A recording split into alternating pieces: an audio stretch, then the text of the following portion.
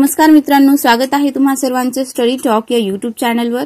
तर आज आपण या व्हिडिओमध्ये आजच्या चालू घडामोडीवर जे काही महत्त्वाचे प्रश्न तयार होतात ते सर्व प्रश्न पाहणार आहोत।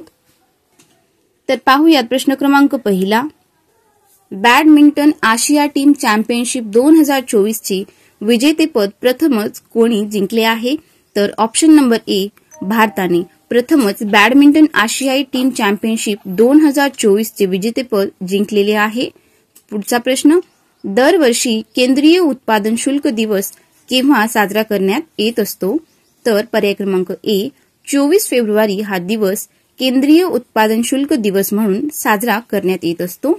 पुढचा प्रश्न, Dadasaheb Phalke international film festival award 2024 मध्ये वर्षातील सर्वोत्तम चित्रपट म्हणून कोणाची निवड करण्यात आली आहे? तर ऑप्शन नंबर सी, सालार या चित्रपटाची Dadasaheb Phalke international film festival award 2024 चा सर्वोत्तम चित्रपट म्हणून निवड करण्यात आलेली आहे।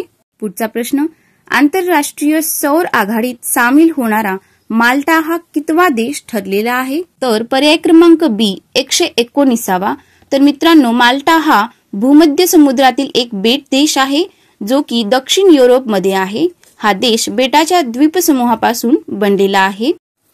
पाहुयात पुढचा प्रश्न, भारतीय हवाई दलाने IAF वायुशक्ती 24 हा सराव कोणत्या ठिकाणी केला आहे? तर पर्याय क्रमांक ए, राजस्थान या ठिकाणी भारतीय हवाई दलाने वायुशक्ती 24 हा सराव केला आहे। पुढचा प्रश्न, शशी थरूर यांना कोणत्या देशाच्या सर्वोच्च नागरी पुरस्काराने सन्मानित करण्यात आलेले आहे? तर पर्याय क्रमांक सी, फ्रान्स या देशाच्या सर्वोच्च नागरी पुरस्काराने शशी थरूर यांना सन्मानित करण्यात आलेले आहे। पुढचा प्रश्न, भारताच्या राष्ट्रपतींनी RPSF कॉन्स्टेबल डॅश डॅशला जीवन रक्षा पदक प्रदान केले आहे? तर पर्याय क्रमांक बी, शशिकांत कुमार यांना भारताच्या राष्ट्रपतींनी जीवन रक्षा पदक प्रदान केलेले आहे। पाहुयात पुढचा प्रश्न, सोनिया गांधी कोणत्या राज्यातून प्रथमच राज्यसभेवर निवडून आल्या आहेत? तर पर्याय क्रमांक बी, राजस्थान या राज्यातून सोनिया गांधी या प्रथमच राज्यसभेतून निवडून आलेल्या आहेत। पाहुयात पुढचा प्रश्न, भारतातील सर्वात लांब वाहतूक बोगदा T50 कोठे सुरू झालेला आहे? तर पर्याय क्रमांक ए, जम्मू आणि काश्मीर या ठिकाणी भारतातील सर्वात लांब वाहतूक बोगदा सुरू झाला आहे।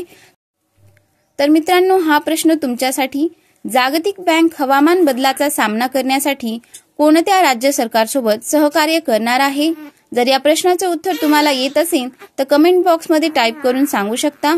तर मित्रांनो, तुम्हाला हा व्हिडिओ हेल्पफुल वाटला असेल तर व्हिडिओला लाईक आणि शेअर करा आणि चॅनलवरती नवीन असाल तर चॅनलला सबस्क्राईब करायला विसरू नका।